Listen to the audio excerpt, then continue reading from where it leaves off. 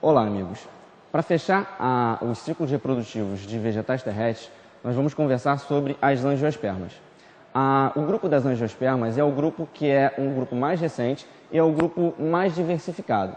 Por quê? Porque existem aí algumas novidades evolutivas, algumas apomorfias que conferem grande vantagem em relação ao sucesso reprodutivo.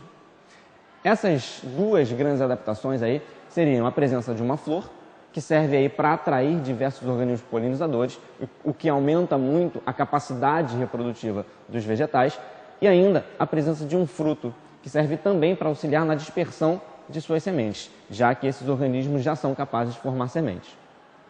Primeira coisa, sabemos que nos ciclos haplodiplobiontes, a partir de pteridófitas, a fase predominante é o esporófito. Então, aquilo que a gente vê, a nossa planta, a nossa árvorezinha, que a gente consegue enxergar, é o esporófito, que é diploide e é responsável pela produção de esporos.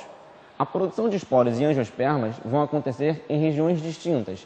Vão acontecer na flor, mas em uma região, que é a região masculina, que produzirá o esporo masculino, e em uma região feminina, que produzirá o esporo feminino. A região masculina, chamada de androceu, produzirá o grão de pólen. Já a região feminina, chamada de gineceu, produzirá os óvulos, que conterão estruturas que formarão um gametófito. Então, no caso aqui, analisando uma flor, nós temos diferentes regiões do gineceu.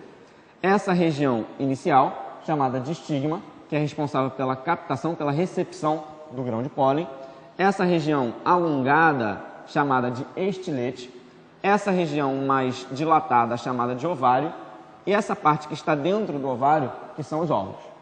Na parte masculina, nós temos as anteras, que é a região onde vai ocorrer a produção do grão de pólen, e o filete. Esse conjunto forma um estame que poderá ser chamado aí de androceu. Então vamos lá.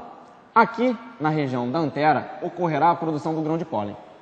O grão de pólen ele é produzido no esporófito e ele é produzido por algumas divisões celulares em que dará origem ao esporo. Então, no caso, o grão de pólen que foi produzido no esporófito projetará uma estrutura que é chamada de gametófito. Essa estrutura aqui, que é o tubo polínico, ela é fundamental para ocorrer aí a independência da água para a reprodução. Essa independência da água para a reprodução só ocorre em dois grupos, gimnosperma e angiosperma. Por quê? Pela capacidade de formação do tubo polínico.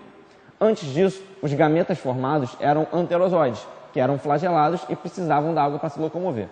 Aqui não, essa estrutura se projeta carregando os núcleos reprodutivos até a região feminina.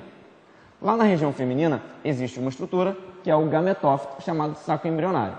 Então o gametófito masculino, tubo polínico, projeta sua estrutura, seu corpo, até alcançar a região da oosfera, onde ocorrerá a fecundação. Nas angiospermas ainda existe uma peculiaridade, onde nós poderíamos chamar como dupla fecundação. A dupla fecundação consiste na fecundação de um núcleo reprodutivo com a oosfera, formando o zigoto, que é diploide. E ainda no saco embrionário existem dois núcleos mais centrais, também chamados de núcleos polares, que podem ser fecundados pelo segundo núcleo reprodutivo. Esse segundo núcleo reprodutivo, quando fecunda esses dois núcleos centrais, forma o que a gente chama de endosperma. E por ser formado por três núcleos, é um endosperma triploide. Esse endosperma triploide vai se constituir de uma substância de reserva para o início do desenvolvimento do vegetal. Então, após essa dupla fecundação, irá ocorrer a formação de um zigoto diploide e de um endosperma triploide. Em conjunto, isso que foi formado no interior do ovário da flor será chamado de semente.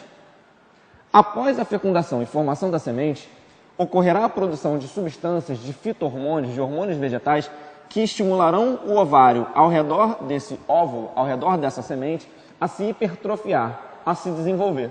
E esse desenvolvimento do ovário levará à formação do fruto, que uma vez maduro, atrairá organismos dispersores de sementes para que ocorra esse maior distanciamento para o melhor desenvolvimento da planta filha em relação à planta mãe. Concordamos aí que quanto maior a distância da planta filha em relação à planta mãe, maior a sua chance de sobrevivência. Tudo bem? A diferença, nesse caso aqui, de angiospermas para gimnospermas, é que o endosperma formado nas gimnospermas não é triploide, é haploide e ainda a formação da semente lá não vai ser envolvida por um fruto. Bem? Obrigado.